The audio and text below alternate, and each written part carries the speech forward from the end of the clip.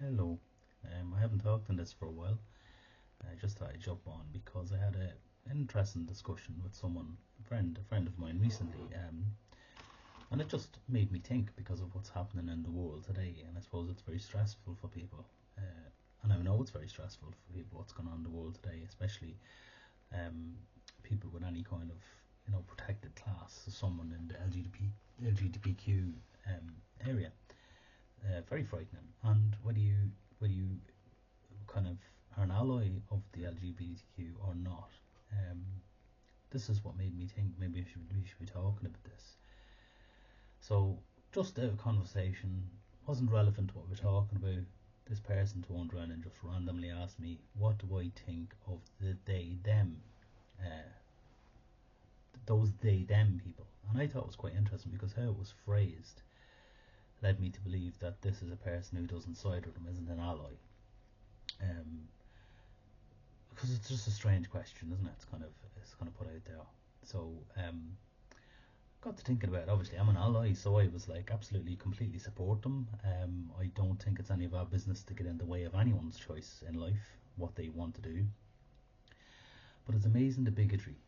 This person's doesn't mean to be a bigot. This is the thing that's shocking. It's the fact that people can be bigots unintentionally, completely harmlessly, innocently drift into this because of a belief system that they were force fed.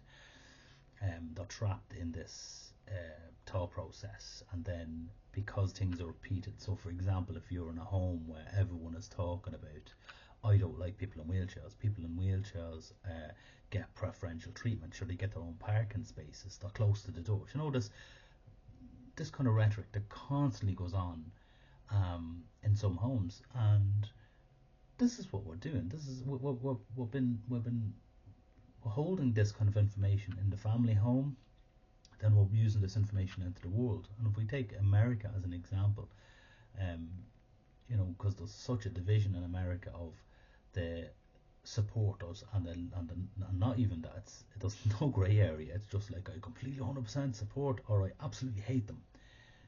Ku Klux Klan, for example, it's still going in America. So it's actually quite incredible to think that in this day and age that we haven't realized that people are people. It's like we're learning more, we're figuring out stuff more, and it's not that we're creating more gay people or we're creating more trans people. They are there. That's who they are. That's it's not going because he'd said, he believed this person was talking to me believed that if I speak to my children about trans, that I'm going to make them trans. Now, to me, that's completely insane and really illogical on a level that I can't even imagine. I can't fathom the logic of this. So I'm going to talk to my children about gay, and it's okay if you're gay, or it's okay if you're not, and maybe embrace, this environment. You're going into a world where there's black people, there's Chinese people, there's gay people, there's trans people. And it's okay to be there. That's who they are. They are people. But apparently, this is the belief system that we are training our children to become gay, or convincing them they're going to be. Like if I talk to a child about, you're okay to talk to black people, there's nothing wrong with them, the same as us. Are they going to become black? It's the same ridiculousness as saying to someone, that's that child's choice. That they don't actually have a choice when it comes to trans or gay because that's who they are. But it's okay to accept them. So apparently, I am then convincing that person to become gay or trans, and and and I'm not blaming. I'm not trying to shame anyone with this belief, but I'm actually trying to get you to realize that there's a thing called cognitive dissonance, that if you hold a very strong belief in your mind, that it's almost impossible to break that. So you'll fight and fight and fight to hold on to that. Like the earth is flat, for example. If there's anyone here who believes the earth is flat, please unsubscribe. Um, it's been proven again and again and again. If as I say, it really takes a lot of effort to remain stupid in this day and age, to remain uninformed, to remain ignorant. It takes a huge amount of effort. So we have a supercomputer. Everyone has a supercomputer now in their pockets. They have access to information out there. So there's nothing saying we don't have that information. We can't figure stuff out and find stuff out and research. But we don't. We don't want to. So it's not about that the information's not there. It's that I don't want to find it out. I don't want to research it. I don't want to find it. And what I don't want to find out is I don't want to find out that I'm wrong. That somehow I am wrong. I am the person that's in the wrong here, because my long-held belief is so invested. I'm so invested in that if I believe I'm wrong, it'll cause me so much distress that I just rather hold on to this. And no matter how many times it's been proved that the person is wrong, trans people don't steal children, trans people don't turn people gay, but this is the rhetoric, this is the nonsense that's coming out into the world. So I just find it very, very interesting that in this day and age that's what we're doing. What kind of teaching our children how to be bigots and racists and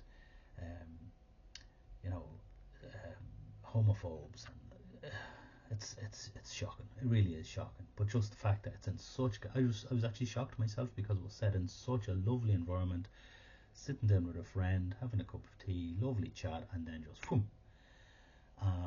And obviously in me, I was a bit, whoa, this is really strange. But I was like, I had enough respect for this person to go, actually, I do believe. And they had enough respect to hold my belief, even though I could tell by them that they were uncomfortable with it. And when they'd come back, but what if, and what if, and what if, but I was able to counter every what if. So the main thing is we have a world where we're dealing with people who are told things so much repeatedly that they believe it in themselves. That becomes their own belief structure. In order to break and change that belief structure, it causes them intense discomfort. The only thing I'm going to say is, if you want to believe what you want to believe, you go ahead and believe it. Like, that's none of my business to interfere with that. And you know, it could possibly be damaging for you to break all your beliefs at this moment anyway. But I would ask that, just think about it. Just think about the things of, why do I believe what I believe? And that goes for literally everything in your life. Literally everything. So if you take it for something like religion, for example, you're born into a religion. You didn't choose it. You're born into it. You're told this is your religion. You grow up in that religion. You get married. You do all the different things in that religion. You get married in that religion, and then you decide. But how many of us actually sit there and go, actually, this isn't what I believe? And if you think about it, we don't believe most of what our religions are, because we're so unique and so different. So that's religion. That's one thing. Then if you're thinking gender and sexuality and all this, there's another thing. Why do I believe what I believe? Why do I hate? Why do I not? What is it about this? And what would it take for me to change my way of thinking? And I'm not saying to change your way of thinking. I'm just asking you to ask yourself the whys. The why am I thinking this? Why am I doing this? Why am I feeling this? Is it because I really understand and believe this? Or I've been told this, which is possibly the truth. This is possibly what it is. It's, you have been told a certain thing, and that thing is what you believe. So for example, indoctrination from very, very young will tell you, let's say, we'll go to race again, because it's the most common, I suppose, out there, racism. So if you think about it, that you're growing up in a house and there's never been anyone of a different race around you, and they're only on the television, and your parents are very, well, we don't talk to them, and maybe there's a slur thrown in and all this kind of stuff, and then suddenly you're introduced to a person of a different race, and immediately then you go, oh, I don't like that person. You've never met that person, you don't know who they are, they're just introduced to your life and you don't like them, therefore essentially you're a racist, but you don't mean to be. So it's that, why am I a racist? Why am I a homophobe? Why am I why do I believe the things I believe? And it's really worth thinking about it, and not just researching it through TikTok, which this other person I know was getting their research from. TikTok is not a research front. Wikipedia is not a research page. Just look through articles, historical documents, look through there's really brilliant information out there for all these things to figure out why I believe what I believe. And ask yourself, am I a bigot? Am I bigoted? Am I racist? Am I homophobe? Am I without saying it to anyone, this is what I think I am. This is not for anyone else. This is for you to see, am I this? Because the cognitive dissonance thing is quite serious. I know it's intellectual and it's in the mind, but the thing about it is, it does have implications for your sense of your emotional well-being and your mental health. So I would encourage you to have a look and see the whys what do I want? Do I want to continue down this path? Do I want to harm people? Why do I want to harm them? Or do I want to kind of heal myself and move on and accept? Let's say I want to accept. How do I move from here to there? Which it can happen. But as I say, this is just something that's been coming up again and again and again for me. I'm seeing it all the time on social media and out there in the world. And then when it was presented on my lap with somebody who asked me a question, which is a very bigoted bent, I went, actually no, this is not something I'm going to hide from here, because what's happening in the world at the moment around trans people and LGBTQ it's unacceptable. It really is unacceptable, because we could all be gay, or we could all be trans. We could. There's no way we couldn't be. I'm not, but the thing is, I know I could have been. So the thing is, are we afraid? Are we so terrified of ourselves that we're going to take it out on someone else? So it's okay to accept them and to just let them live their lives without interference. They're not going to harm you. So it's okay to let them go. But I would encourage you just to look at yourself and see, are there areas in your life that you'd like to grow, and encourage yourself to research properly. Like, whatever search engine you use, there's plenty of information out there. And I would encourage you forcefully, if you're homophobic, I would encourage you forcefully as well to look at things like when the gender is assigned in the brain, when the development of the baby in the uterus.